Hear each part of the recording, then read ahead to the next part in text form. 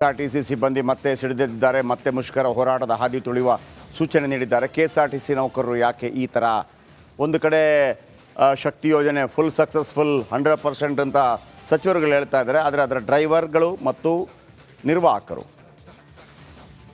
December 9ನೇ ತಾರೀಕು ಬೆಳಗಾವಿ ಚಲೋ. ಯಾಕೆ ಬೆಳಗಾವಿ ಚಲೋ? ಡಿಸೆಂಬರ್ 9ನೇ ತಾರೀಕು ಅಲ್ಲಿ ಅಧಿವೇಶನ ನಡೆಯುತ್ತೆ, ಅಲ್ಲಿಗೆ ಪ್ರೊಟೆಸ್ಟ್ ಮಾಡ್ತಾ ಇದ್ದಾರೆ. ಬನ್ನಿ ರಿಪೋರ್ಟ್.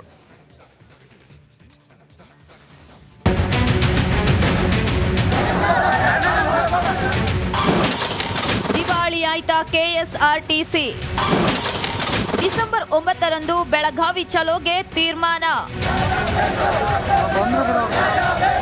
ಹೌದು, ಇಂಥ ಪ್ರಶ್ನೆ ಮೂಡ್ತಿರೋದಕ್ಕೂ ಕಾರಣಗಳಿವೆ. ಕರುನಾಡಿನ ಜನಸಾಮಾನ್ಯರ ಸಂಚಾರದ ಜೀವನಾಡಿ ಕೆಎಸ್ಆರ್ಟಿಸಿ ಸಿಬ್ಬಂದಿ ತಮ್ಮ ಬೇಡಿಕೆಗಳ ಈಡೇರಿಕೆಗಾಗಿ ಹೋರಾಟಕ್ಕೆ ಮುಂದಾಗಿದ್ದಾರೆ. ಸಂಸ್ಥೆಯ ಸಿಬ್ಬಂದಿಗೆ ಪಿಎಫ್ ಹಣ ನೀಡಲು ಸರ್ಕಾರ ಸತಾಯಿಸುತ್ತಿದೆಯಂತೆ. ಇದರ ಜೊತೆಗೆ ಮತ್ತೊಂದಷ್ಟು ಬೇಡಿಕೆಗಳನ್ನ ಮುಂದಿಟ್ಟು ಸಿಬ್ಬಂದಿ ಡಿಸೆಂಬರ್ 9ಕ್ಕೆ ಬೆಳಗಾವಿ ಚಲೋ ನಡೆಸಲು ಮುಂದಾಗಿದ್ದಾರೆ. ರಾಜ್ಯ ರಸ್ತೆ ಸಾರಿಗೆಯ 4 ನಿಗಮಗಳ ಸಿಬ್ಬಂದಿ ಹೋರಾಟಕ್ಕೆ ಮುಂದಾಗಿದ್ದಾರೆ. 38 ತಿಂಗಳ ಪಿಎಫ್, 38 ತಿಂಗಳ ಅರಿಯರ್ಸ್ ಬಿಡುಗಡೆ ಮಾಡುವುದು, ರೂಪಾಯಿ 1750 ಕೋಟಿ ಅರಿಯರ್ಸ್ ನೀಡುವುದು, ಕೂಡಲೇ ವೇತನ ಪರಿಷ್ಕರಿಸುವುದು ಮತ್ತು ನಿವೃತ್ತ ನೌಕರರಿಗೆ ರೂಪಾಯಿ 399.29 ಕೋಟಿ ಬಿಡುಗಡೆ ಮಾಡಬೇಕು ಅಂತ ಬೇಡಿಕೆ ಮುಂದಿಟ್ಟಿದ್ದಾರೆ. ನೌಕರರ ಭವಿಷ್ಯಕ್ಕೆ ನೆರವಾಗಬೇಕಿರುವ ಕೋಟ್ಯಾಂತರ ರೂಪಾಯಿ ಭವಿಷ್ಯ ನಿಧಿಯನ್ನು ಕೂಡ ನಿಗಮ ಉಳಿಸಿಕೊಂಡಿದೆಯಂತೆ. ಅದನ್ನು ಕೊಡಿಸಲು ಸರ್ಕಾರ ಮುಂದಾಗಬೇಕು ಅನ್ನೋದು ನೌಕರರ ಆಗ್ರಹವಾಗಿದೆ. ಡಿಸೆಂಬರ್ 9ರಂದು ಬೆಳಗಾವಿ ಚಲೋಗೆ ತೀರ್ಮಾನ. ಡಿಸೆಂಬರ್ 9ರಿಂದ ಬೆಳಗಾವಿಯಲ್ಲಿ ವಿಧಾನಮಂಡಲ ಅಧಿವೇಶನ ನಡೆಯಲಿದೆ. ಅದೇ ದಿನ ಬೆಳಗಾವಿ ಚಲೋ ಹಮ್ಮಿಕೊಳ್ಳಲು ಸಾರಿಗೆ ನಿಗಮಗಳ ಸಿಬ್ಬಂದಿ ನಿರ್ಧರಿಸಿದ್ದಾರೆ. ಒಂದು ವೇಳೆ ಸರ್ಕಾರ ತಮ್ಮ ಮನವಿಗೆ ಸ್ಪಂದಿಸದಿದ್ದರೆ ಡಿಸೆಂಬರ್ 31ಕ್ಕೆ ಮುಷ್ಕರ ಹಮ್ಮಿಕೊಳ್ಳುವ ಸಾಧ್ಯತೆ ಇದೆ. 1/1/2024ರಿಂದ ಏನು ವೇತನದ ಹೆಚ್ಚಳ ಆಗಬೇಕಾಯಿತೋ ಅದಕ್ಕೆ ಸಂಬಂಧಪಟ್ಟಂಗೆ ಈಗಾಗಲೇ ನಮ್ಮ ಈ ಥರ ಸಂಘಟನೆಗಳು ವರ್ಷಾಂತ್ಯಕ್ಕೆ ಮುಷ್ಕರದ ಒಂದು ನೋಟಿಸ್ನ ಕೊಡ್ತೀವಿ, ಬೆಳಗಾವಿ ಚಲೋ ಮಾಡ್ತೀವಿ ಅಂತ ಹೇಳಿದ್ದಾರೆ. ಆದರೆ ನಾವು ಒಕ್ಕೂಟ ಅಂತ ನಾವೇನು ಮಾಡ್ಕೊಂಡಿದ್ದೀವಿ, ನಾವು 6 ಸಂಘಟನೆಗಳಿದ್ದಾವೆ. ನಾವು ಸರ್ಕಾರದ ಮುಂದೆ ಈಗಾಗಲೇ ಸರ್ಕಾರದ ರಚನೆ ಆಗೋದಕ್ಕೆ ಮೊದಲೇ ಚುನಾವಣಾ ಪೂರ್ವದಲ್ಲೇ ಪ್ರಣಾಳಿಕೆಯಲ್ಲಿ ಭರವಸೆಯನ್ನು ತೊಗೊಂಡಿದ್ದೀವಿ. ಸಾರಿಗೆ ನೌಕರಿಗೂ ಸರ್ಕಾರಿ ನೌಕರಿಗಿರುವ ಸರಿಸಮಾನ ವೇತನ ಮತ್ತು ಸೌಲಭ್ಯಗಳು ಬೇಕು ಅಂತ. ಆ ಬೇಡಿಕೆಯನ್ನು ನಾವು ಸರ್ಕಾರದ ಮುಂದೆ ಇಟ್ಟಿದ್ದೀವಿ. ಸರ್ಕಾರ ಅದರ ಬಗ್ಗೆ ಸಮಾಲೋಚನೆಗಳು ಮಾಡ್ತಾ ಇದೆ. ಆರ್ಥಿಕ ಪರಿಸ್ಥಿತಿಗಳನ್ನು ಸರಿತೂಗಿಸ್ಕೊಳ್ಳೋಕ್ಕೆ ಏನು ವಿಚಾರಗಳನ್ನ ನಡೀತಾ ಇದ್ದಾವೆ. ಬಿಜೆಪಿ ಅವಧಿಯಲ್ಲೇ 1380 ಕೋಟಿ ಮೊತ್ತ ಬಾಕಿ. ಕೆಎಸ್ಆರ್ಟಿಸಿಗೆ ಈ ಹಿಂದಿನ ಬಿಜೆಪಿ ಸರ್ಕಾರವೇ 1380 ಕೋಟಿ ರೂಪಾಯಿ ಉಳಿಸಿಕೊಂಡಿದೆ.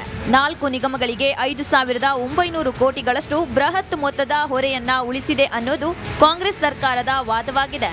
ಅವರ ಮೇಲೆ ಇವರು, ಇವರ ಮೇಲೆ ಅವರು ಆರೋಪ ಪ್ರತ್ಯಾರೋಪ ಮಾಡ್ತಿರೋದು ಸಿಬ್ಬಂದಿಗಳನ್ನ ಇಕ್ಕಟ್ಟಿಗೆ ದೂಡಿದೆ. ಇದಕ್ಕೆ ಸರ್ಕಾರ ಏನು ಪರಿಹಾರ ನೀಡುತ್ತೆ ಅನ್ನೋದು ಈಗಿರುವ ಕುತೂಹಲ. Bureau report, republic Kannada. Okay, ಕೆಲವು ಪ್ರಶ್ನೆಗಳು. ಕೆಎಸ್ಆರ್ಟಿಸಿ ಆರ್ಥಿಕವಾಗಿ ದಿವಾಳಿಯಾಗಿದೆ ಅಂತ ಪ್ರಶ್ನೆ. ನೌಕರರಿಗೆ PF ಹಣ ನೀಡಲು ಯಾಕೆ ದುಡ್ಡಿಲ್ವಾ? ಹಿಂದಿನ ಸರ್ಕಾರದ ಹಣ ಸರ್ಕಾರ ಪಾವತಿಸ್ತಾ ಇಲ್ವಾ ಅಂತೇಳಿ. 32 ತಿಂಗಳಿಂದ ಅರಿಯರ್ಸ್ ಬಿಡುಗಡೆ ಆಗಿಲ್ಲ ಯಾಕೆ? ನಿವೃತ್ತ ನೌಕರರಿಗೆ 399 ಕೋಟಿ ಬಿಡುಗಡೆ ಯಾವಾಗ? ವೀಕ್ಷಕರು ಇಷ್ಟೇ. ಈಗ ಇಲ್ಲಿ ಫ್ರೀ ಬಸ್ ಕೊಡ್ತಾ ಇದ್ದಾರಲ್ಲ, ಅದನ್ನು ನಾನು ಅವತ್ತಿಂದ ಹೇಳ್ತಾ ಇದ್ದೆ, ನಾನು ಯಾವತ್ತೂ ಕೂಡ ಅದನ್ನು ಪುಕ್ಕಟವಾಗಿ ಅಂತ ಕರೆಯೋದಿಲ್ಲ. ಬಡವರಿಗೆ ನೆರವಾಗೋದಿದ್ರೆ ಆಗಲಿ. ಆದರೆ ಈ ಕೆಎಸ್ಆರ್ಟಿಸಿಗೆ ಈ ಟಿಕೆಟ್ ಕೊಡ್ತಾರಲ್ಲ, ಆ ಟಿಕೆಟ್ನ ಬೆಲೆಯನ್ನು ಸರ್ಕಾರ ಕೆಎಸ್ಆರ್ಟಿಸಿ ಅಥವಾ ಏನು ಈ ಸಾರಿಗೆ ಇಲಾಖೆ ಕಳಿಸಬೇಕು. ಸಾರಿಗೆ ಇಲಾಖೆಗೆ ಕಳಿಸದೇ ಇದ್ದರೆ ಅದು ದಿವಾಳಿ ಆಗುತ್ತೆ. ರಾಮಲಿಂಗಾರೆಡ್ಡಿ ಏನು ಹೇಳ್ತಾರೆ, ಫುಲ್ ಆಗಿದೆ ಬಸ್ ಅಂತ. ಓಕೆ, ಫುಲ್ ಆಗಿದೆ ಬಸ್, ಜನ ಇದ್ದಾರೆ. ಆ ಟಿಕೆಟ್ ಏನು ನೀವು ಹರಿದಿರ್ತೀರಿ, ಆ ಹರಿದ ಟಿಕೆಟ್ಗೆ ದುಡ್ಡು ಕೊಡಬೇಕು ಸರ್ಕಾರ. ಈಗ ಕೆಎಸ್ಆರ್ಟಿಸಿ ಅಥವಾ ಸಾರಿಗೆ ಇಲಾಖೆ ಒಂದು ಇಲಾಖೆ, ಸರ್ಕಾರದ ಇಲಾಖೆ ಆಗಿದ್ದರೂ ಕೂಡ ನೀವು ಆ ದುಡ್ಡನ್ನು ಕೊಡಲೇಬೇಕು. ಅಲ್ಲೇ ಡ್ರೈವರ್ಗಳಿಗೆ ಲೆಕ್ಕ ಇಟ್ಟಿರ್ತಾರೆ. ಈಗ ನೀವು ಮಕ್ಕಳ ಏನು ಎಜುಕೇಷನ್ಗೆ ಅಂತೇಳಿ ಒಂದು 50,000 ಇಟ್ಟಿರ್ತೀರಿ ಅಂದಿಟ್ಕೊಳ್ಳಿ. ಆ 50,000ದಿಂದ 50,000ದಿಂದ ಒಂದು ಯಾವತ್ತಾದ್ರೂ ಒಂದು ಅರ್ಜೆಂಟಾಗಿ ಏನೋ ಒಂದು ಬಂತು, 15,000 ತೆಗಿತೀರಿ. ನೆಕ್ಸ್ಟು ಆ ಮಕ್ಕಳ ಫೀಸಾ ಮತ್ತೊಂದು ಕಟ್ಟುವಾಗ ಅಲ್ಲಿ 15,000 ಬೇಕಲ್ವಾ? ಕಡಿಮೆ ಆಗಿರುತ್ತಲ್ವಾ? ನೀವು ವಾಪಸ್ ಕಟ್ಟಬೇಕಲ್ಲ. ಹಾಗೇ ಇಲ್ಲಿ ಏನಾಗಿರುತ್ತೆ, ಇವ್ರಿಗೆ ಯಾಕೆ ಆಗಿರೋದಿಲ್ಲ ಅಂತಂದರೆ ಫ್ರೀ ಬಸ್ ಅಂತ ಮಾಡಿರ್ತಾರೆ, ಸರ್ಕಾರ ನಿಮ್ಮದೇ, ಅಲ್ಲಿಗೆ ದುಡ್ಡು ಕಳಿಸಿರೋದಿಲ್ಲ, ಲೇಟ್ ಮಾಡಿರ್ತಾರೆ. ಹೊರೆ ಆಗ್ತಿರೋದು ಡ್ರೈವರ್ಗಳಿಗೆ ಮತ್ತು ನಿರ್ವಾಹಕರಿಗೆ. ಹಾಗಾಗಿ ಡಿಸೆಂಬರ್ 9ಕ್ಕೆ ಏನೋ ಡ್ರೈವರ್ಸ್ ಅಥವಾ KSRTC ಸಿಬ್ಬಂದಿಗಳು ಬೆಳಗಾವಿ ಚಲೋ ಮಾಡ್ತಾ ಇದ್ದಾರೆ. ನಾವು ಅದರ ಸಂಪೂರ್ಣವಾದ ವರದಿ ಮಾಡ್ತೀವಿ. ಕಂಪ್ಲೀಟಾಗಿ ಎಲ್ಲ ಸಿಬ್ಬಂದಿಗಳ ಪರವಾಗಿ ನಾವು ನಿಮ್ಮ ಪ್ರತಿಭಟನೆಯನ್ನು ಭಾಳ ಜೋರಾಗಿ ಸರ್ಕಾರದ ಗಮನಕ್ಕೆ ತರ್ತೀವಿ. ನಿಮ್ಮ ಜೊತೆ ನಾವಿರ್ತೀವಿ. ಮುಂದಿನ ಭಾಗ RTC ಸಿಬ್ಬಂದಿ ಮತ್ತೆ ಸಿಡಿದಿದ್ದಾರೆ, ಮತ್ತೆ ಮುಷ್ಕರ ಹೋರಾಟದ ಹಾದಿ ತುಳಿಯುವ ಸೂಚನೆ ನೀಡಿದ್ದಾರೆ. KSRTC ನೌಕರರು ಯಾಕೆ ಈ ಥರ ಒಂದು ಕಡೆ ಶಕ್ತಿ ಯೋಜನೆ ಫುಲ್ ಸಕ್ಸಸ್ಫುಲ್ 100% ಅಂತ ಸಚಿವರುಗಳು ಹೇಳ್ತಾ ಇದ್ದಾರೆ, ಆದರೆ ಅದರ ಡ್ರೈವರ್ಗಳು ಮತ್ತು ನಿರ್ವಾಹಕರು ಡಿಸೆಂಬರ್ 9ನೇ ತಾರೀಕು ಬೆಳಗಾವಿ ಚಲೋ. ಯಾಕೆ ಬೆಳಗಾವಿ ಚಲೋ? ಡಿಸೆಂಬರ್ 9ನೇ ತಾರೀಕು ಅಲ್ಲಿ ಅಧಿವೇಶನ ನಡೆಯುತ್ತೆ, ಅಲ್ಲಿಗೆ ಪ್ರೊಟೆಸ್ಟ್ ಮಾಡ್ತಾ ಇದ್ದಾರೆ. ಬನ್ನಿ ರಿಪೋರ್ಟ್.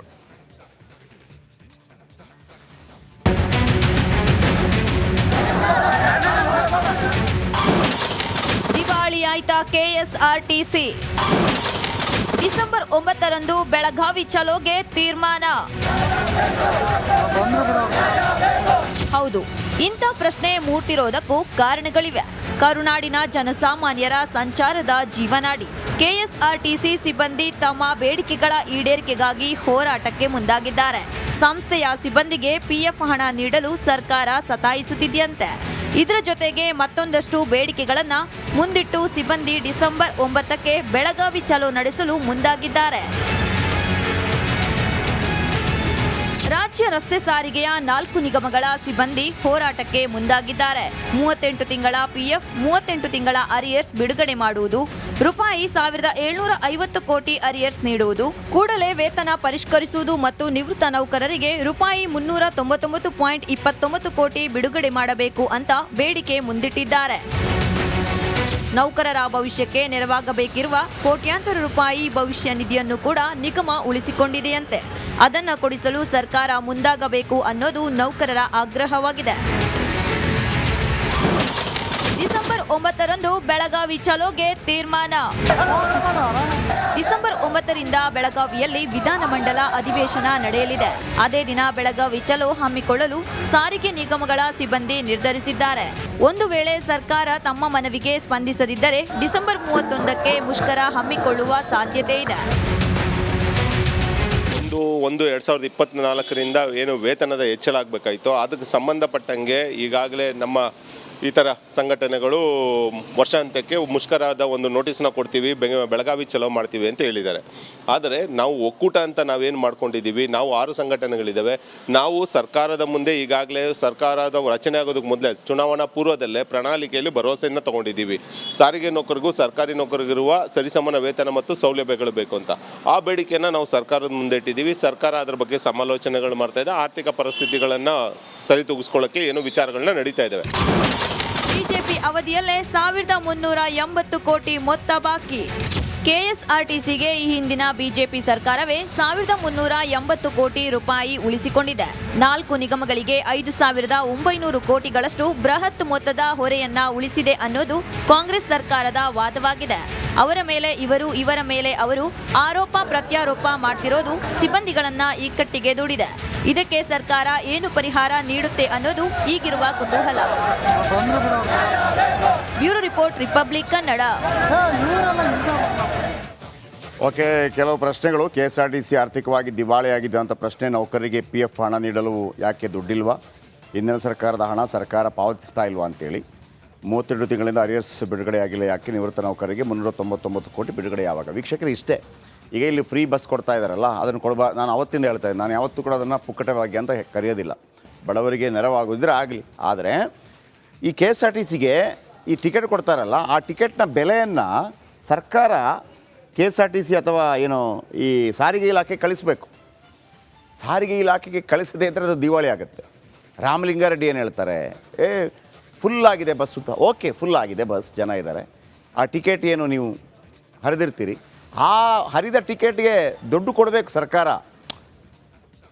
ಈಗ KSRTC ಅಥವಾ ಸಾರಿಗೆ ಇಲಾಖೆ ಒಂದು ಇಲಾಖೆ, ಸರ್ಕಾರದ ಇಲಾಖೆ ಆಗಿದ್ದರೂ ಕೂಡ ನೀವು ಆ ದುಡ್ಡನ್ನು ಕೊಡಲೇಬೇಕು. ಅಲ್ಲೇ ಡ್ರೈವರ್ಗಳಿಗೆ ಲೆಕ್ಕ ಇಟ್ಟಿರ್ತಾರೆ. ಈಗ ನೀವು ಮಕ್ಕಳ ಏನು ಎಜುಕೇಷನ್ಗೆ ಅಂತೇಳಿ ಒಂದು 50,000 ಇಟ್ಟಿರ್ತೀರಿ ಅಂತ ಇಟ್ಕೊಳ್ಳಿ. ಆ 50,000ದಿಂದ 50,000ದಿಂದ ಒಂದು ಯಾವತ್ತಾದ್ರೂ ಒಂದು ಅರ್ಜೆಂಟಾಗಿ ಏನೋ ಒಂದು ಬಂತು, 15,000 ತೆಗಿತೀರಿ. ನೆಕ್ಸ್ಟು ಆ ಮಕ್ಕಳ ಫೀಸಾ ಮತ್ತೊಂದು ಕಟ್ಟುವಾಗ ಅಲ್ಲಿ 15,000 ಬೇಕಲ್ವಾ, ಕಡಿಮೆ ಆಗಿರುತ್ತಲ್ವಾ,